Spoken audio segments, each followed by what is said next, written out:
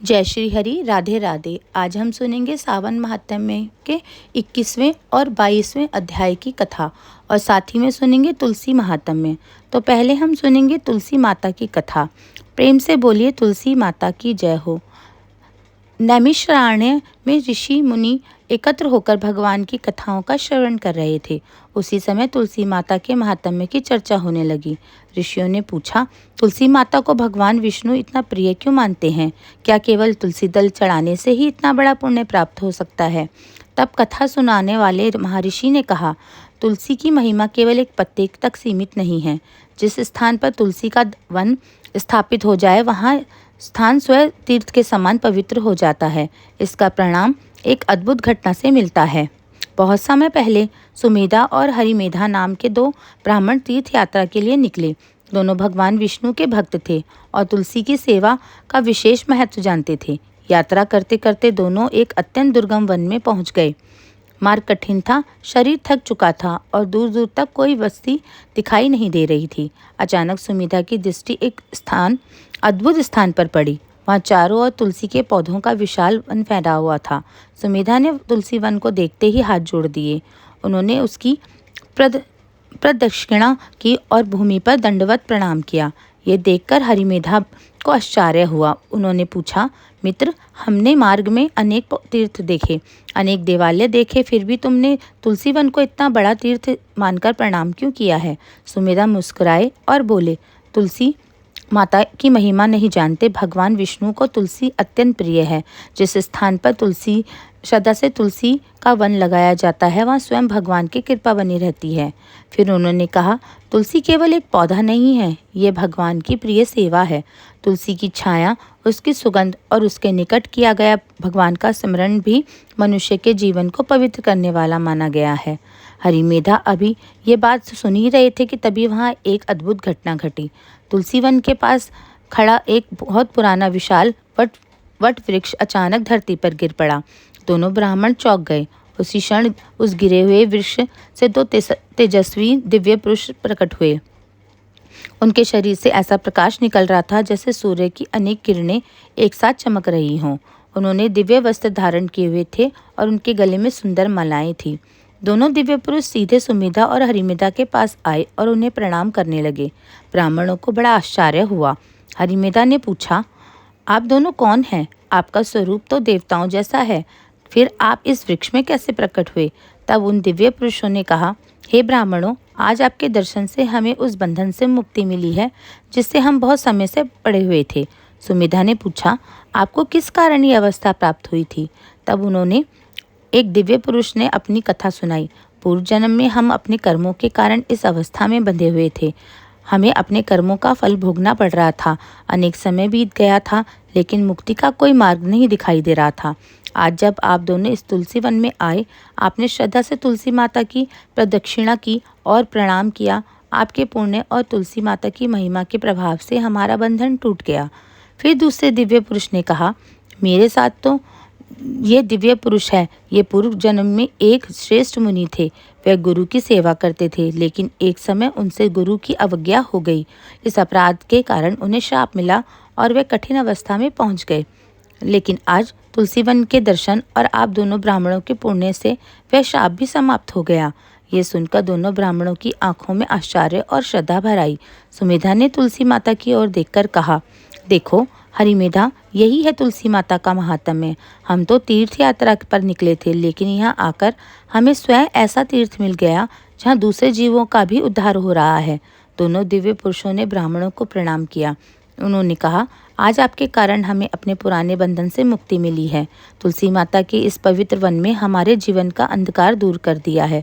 इतना कहकर दोनों दिव्य पुरुष दिव्य विमान पर आरूढ़ हुए और भगवान के धाम की ओर चले गए। सुमेधा और हरिमेधा कुछ देर तक उस दिव्य विमान को देखते रहे। फिर दोनों ने तुलसी माता के सामने हाथ जोड़कर प्रणाम किया और कहा, हे हे तुलसी माता, आपकी महिमा वास्तव में अगत है। आपके दर्शन, सेवा और स्मरण से यदि बंधे हुए जीवों का भी उद्धार हो सकता है, तो आपकी भक्ति करने वाले भक्तों पर भगवान की कृपा कितनी महान होगी। इसके बाद दोनों ब्राह्मण अपनी तीर्थ यात्रा पर आगे बढ़ गए। कथा का संदेश। इस कथा में तुलसी माता की महिमा केवल घर में तुलसी रखने तक सीमित नहीं बताई गई। पद्म पुराण में तुलसी वन को अत्यंत पवित्र और पुण्यदायक बताया गया है। तुलसी के प्रति श्रद्धा, उसकी सेवा और उसके निकट भगवान का स्मरण मनुष्य के जीवन को आध्यात्मिक रूप से पवित्र करने का माना गया है। इसलिए जहाँ तुलसी माता विराजमान हो, वहाँ उन्हें केवल पौधा समझकर नहीं, बल्कि भगवान विष्णु की प्रिय और पूजनीय देवी मानकर श्रद्धा से प्रणाम करना चाहिए। यहाँ हमारी तुलसी माता का महात्म्य समाप्त हुआ। बोलिए तुलसी माता की जय हो, श्री हरि विष्णु भगवान की जय हो। अब हम सुनेंगे श्रावण माह महात्म्य के 21वें अध्याय की कथा। सनत कुमार बोले, हे दयानिधे, कृपा करके आप पूर्णमासी व्रत की विधि कहिए, क्योंकि हे स्वामिन, इसका महात्म्य सुनने वालों की सर्वश्रेष्ठता बढ़ती है। ईश्वर बोले, हे सनत कुमार, इस श्रावण मास में पूर्णिमा तिथि को उत्सर्जन तथा उपाकर्म संपन्न होते हैं। पौष की पूर्णिमा तथा माघ की पूर्णिमा तिथि उत्सर्जन कृत्य के लिए होती है अथवा उत्सर्जन कृत्य हेतु पौष की प्रतिपदा अथवा माघ की प्रतिपदा तिथि विहित है, अथवा रोहिणी नामक नक्षत्र उत्सर्जन कृत्य के लिए प्रशस्त होता है, अथवा अन्य कालों में भी अपनी अपनी शाखा के अनुसार उत्सर्जन तथा उपाकर्म दोनों का साथ साथ करना उचित माना गया है। अतः श्रावण मास की पूर्णिमा को उत्सर्जन कृत्य प्रशस्त होता है। साथ ही ऋग वेदियों के लिए उपाकर्म हेतु श्रवण नक्षत्र होना चाहिए। चतुर्दशी पूर्णिमा अथवा प्रतिपदा तिथि के में जिस दिन नक्षत्र हो, उसी दिन ऋग्वेदियों को उपाकर्म करना चाहिए। यजुर्वेदियों का उपाकर्म पूर्णिमा में और सामवेदियों का उपाकर्म हस्त नक्षत्र में होना चाहिए। शुक्र तथा गुरु के अस्तकाल में भी सुखपूर्वक उपाकर्म करना चाहिए, किंतु इस काल में इसका प्रारंभ पहले ही नहीं होना चाहिए, ऐसा शास्त्रविदों का मानना है। ग्रहण तथा संक्रांति से दूषित काल के अंतर ही इसे करना चाहिए। हस्त नक्षत्र युक्त पंचमी तथा अथवा भाद्रपद पूर्णिमा तिथि में उपाकर्म करें। अपने अपने गुह सूत्र के अनुसार उत्सर्जन तथा उपाकर्म करें। अधिक मास आने पर इसे शुद्ध मास में करना चाहिए। ये दोनों कर्म आवश्यक हैं, अतः प्रत्येक वर्ष इन्हें नियम पूर्वक करना चाहिए। उपाकर्म की समाप्ति पर द्विज जातियों के विद्यमान रहने पर स्त्रियों को सभा में सभादीप निवेदन करना चाहिए। उस दीपक को आचार्य ग्रहण करें या किसी अन्य ब्राह्मण को प्रदान कर दें। दीप की विधि इस प्रकार है। स्वर्ण, चांदी अथवा तांबे के पात्र से सेर भर गेहूं के आटे का दीपक बनाकर उसमें उस दीपक को जलाएं। वह दीपक घी से अथवा तेल से भरा होना चाहिए और 3 बातियों से युक्त हो। दक्षिणा तथा तांबुल सहित उस दीपक को ब्राह्मण को अर्पण कर दें। दीपक की तथा विप्र की विधिवत पूजा करके निम्न मंत्र बोलें। स दक्षिणा सतांबुल सभादीपो युक्तम अप्रीतो देवस्य मम संतु मनोरथा। दक्षिणा तथा तांबुल से युक्त यह उत्तम सभादीप मैंने देव को निवेदित किया है। मेरे मनोरथ अब पूर्ण हो। सभादीप प्रदान करने से पुत्र और पौत्र आदि से युक्त कुल उज्ज्वलता को प्राप्त होता है और यश के साथ निरंतर बढ़ता रहता है। इसे करने वाली स्त्री दूसरे जन्म में देवांगनाओं के समान रूप में मानी जाती हैं। वह स्त्री सौभाग्यवती हो जाती हैं और अपने पति की अत्यधिक प्रिय पात्र होती हैं। इस प्रकार 5 वर्ष तक इसे करने के पश्चात उद्यापन करना चाहिए और अपने सामर्थ्य के अनुसार भक्तिपूर्वक दक्षिणा देनी चाहिए। हे सनत कुमार, ये मैंने आपसे सभादीप का शुभ महात्म्य कह दिया। उस रात्रि में स्वर्णाकर्म का करना बताया गया है। इसके बाद वहीं पर सर्प बलि की जाती है। अपना अपना ग्रह सूत्र देखकर ये दोनों ही कृत्य करने चाहिए। हयग्रीव का अवतार उसी तिथि में कहा गया है, अतः इस तिथि पर हयग्रीव जयंती का महोत्सव मनाना चाहिए। उनकी उपासना करने वालों के लिए उत्सव नित्य करना बताया गया है। श्रावण पूर्णिमा के दिन श्रवण नक्षत्र में भगवान श्री हरि हयग्रीव के रूप में प्रकट हुए और सर्वप्रथम उन्होंने सभी पापों का नाश करने का सामवेद का गान किया। इन्होंने सिंधु और वित्सता नदियों के संगम स्थान में श्रवण नक्षत्र में जन्म लिया था। अतः श्रावणी के दिन वहाँ स्नान करना सभी मनोरथों को पूर्ण करने वाला होता है। उस दिन वहाँ शाग्न, धनुष, चक्र तथा गदा धारण करने वाले विष्णु की विधिवत पूजा करें। इसके बाद सामगान का श्रवण करें, ब्राह्मणों की हर प्रकार से पूजा करें और अपने बंधु बांधवों के साथ वहाँ क्रीड़ा करें और तथा भोजन करें। स्त्रियों को चाहिए कि उत्तम पति प्राप्त करने के उद्देश्य से जल क्रीड़ा करें। उस दिन अपने अपने देश में तथा घर में इस महोत्सव को मनाना चाहिए तथा हयग्रीव की पूजा करनी चाहिए और उनके मंत्र का जप करना चाहिए। ये मंत्र इस प्रकार है: आदि में प्रणव तथा उसके बाद नमः शब्द लगाकर, बाद में भगवते धर्माय जोड़कर, उसके भी बाद आत्मविशोधन शब्द की चतुर्थी विभक्ति आत्मविशोधान्य लगाना चाहिए। पुनः अंत में नमः शब्द प्रयुक्त करने से 18 अक्षरों वाला ओम नमो भगवते धर्माय आत्मविशोधनाय नमः मंत्र बनता है। ये मंत्र सभी सिद्धियां प्रदान करने वाला और 6 प्रयोगों को सिद्ध करने वाला है। इस मंत्र का पुरुष चरण 18 लाख अथवा 18,000 जप का है। कलयुग में इसका पुरुष चरण इससे भी 4 गुना जप से होना चाहिए। इस प्रकार करने पर हयग्रीव प्रसन्न होकर उत्तम वांछित फल प्रदान करते हैं।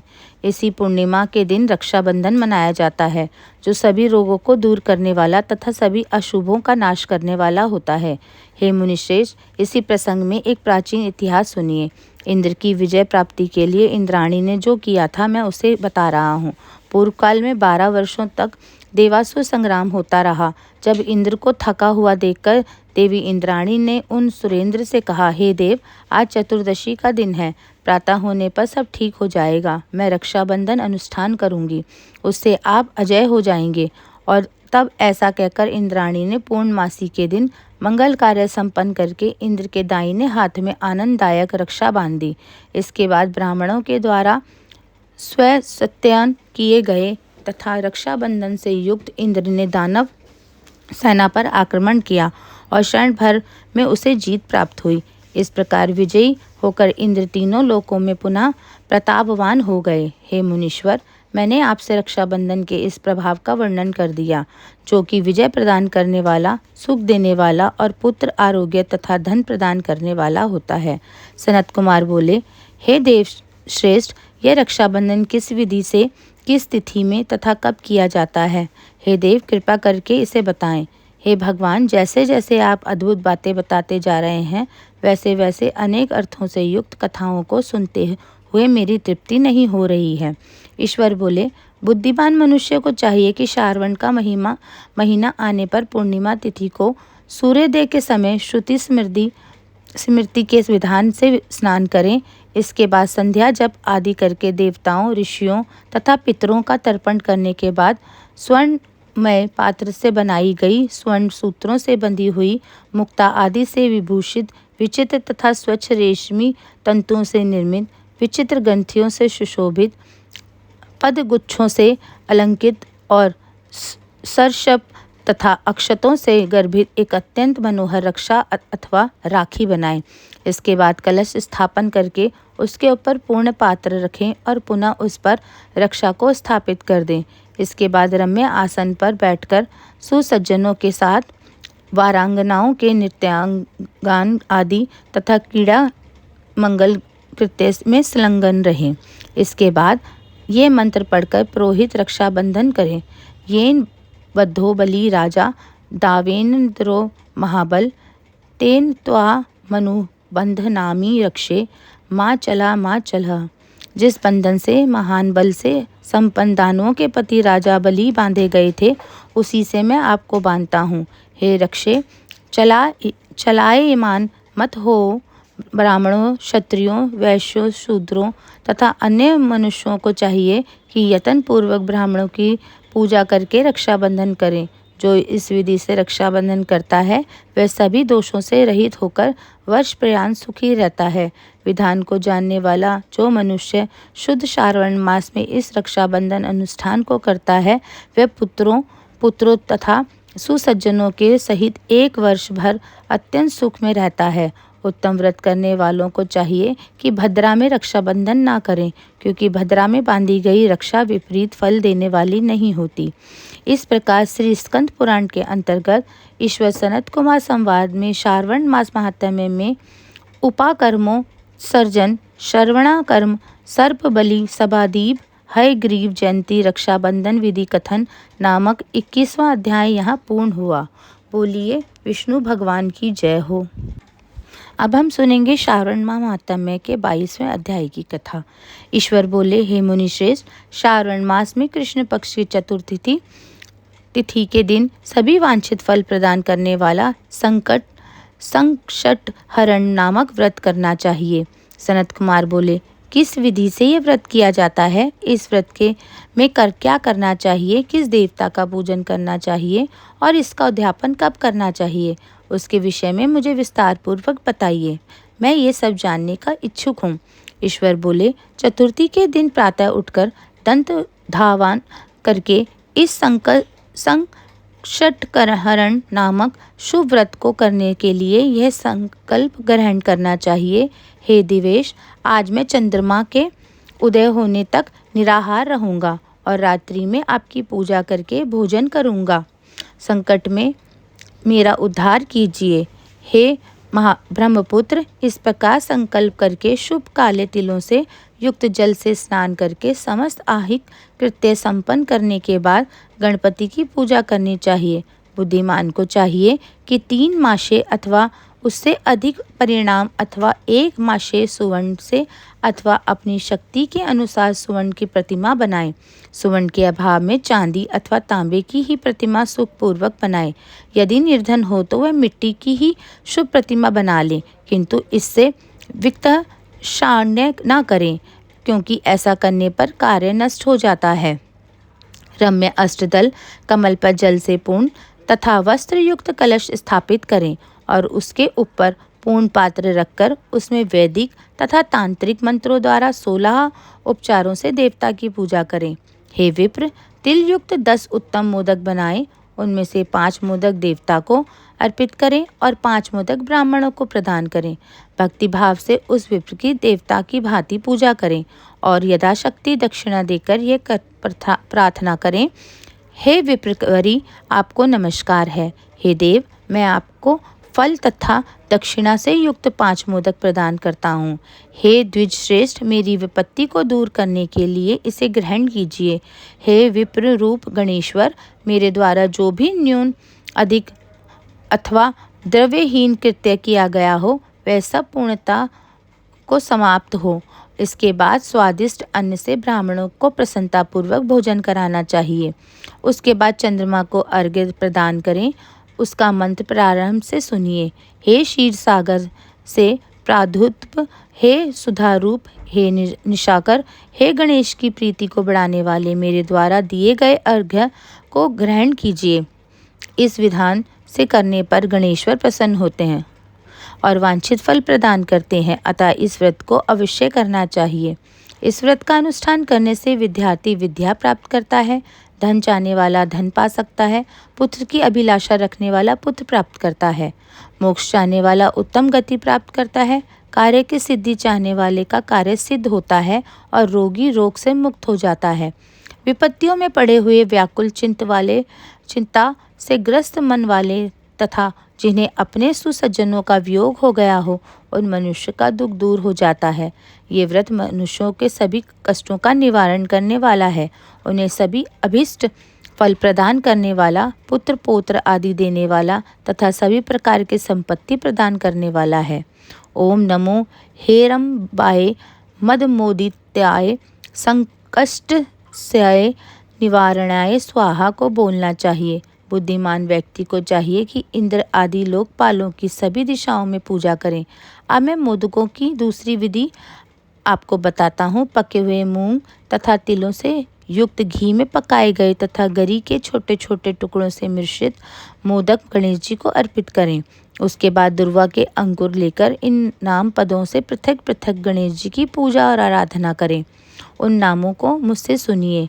हे गणाधीप, हे उमापुत्र, हे अग्निनाशन, हे एकदंत, हे इभवक्त, हे मूषक वाहन, हे विनायक, हे ईशपुत्र, हे सर्व सिद्धि प्रदायक, हे विघ्नराज, हे स्कंदद्रो, हे सर्व संकष्ट नाशन, हे लंबोदरम, हे गणाध्यक्ष, हे गौर्य गमलभम, हे धूमकेतु, हे भालचंद्र, हे सिंदूरा सुरमर्दन, हे विद्यानिधान, हे विकट, हे शूर्पकर्ण, आपको नमस्कार है। इस प्रकार इन 21 नामों से गणेश जी की आराधना और पूजा करें।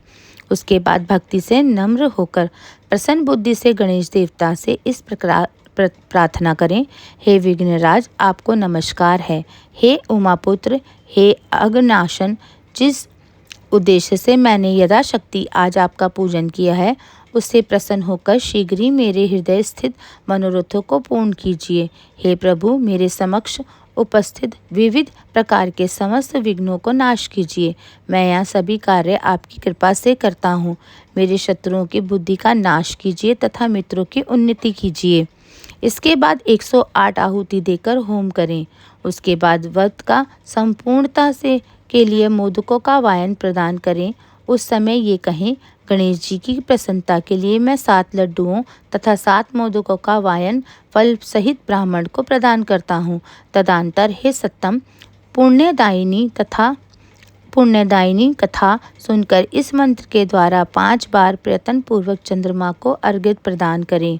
क्षीरो दान वसभूतम अत्रिगोत्र समुद्र ग्रहणार्य मयादंत रोहिण्य सहित शशीन, क्षीर सागर से उत्पन्न तथा अत्रि गोत्र में उत्पन्न हे चंद्र रोहिणी सहित आप मेरे द्वारा प्रदत्त अर्घ्य को स्वीकार कीजिए। उसके बाद आप अपने अपराध के लिए देवताओं से क्षमा प्रार्थना करें और अपने सामर्थ्य के अनुसार ब्राह्मणों को भोजन कराएं। समापार्थी में बोलें कि अगर मेरे द्वारा कोई भी शब्द सही ना बोले गए हों और वो शब्द या मेरे द्वारा की गई पूजा में कुछ कमी हो तो कृपया करके हे देवताओं मुझे क्षमा करें। ब्राह्मणों को अर्पित किया हुआ उसके अविष्ट भोजन को स्वयं ग्रहण करें। मौन होकर 7 ग्रास ग्रहण करें और अशक्त हो तो इच्छा अनुसार भोजन करें।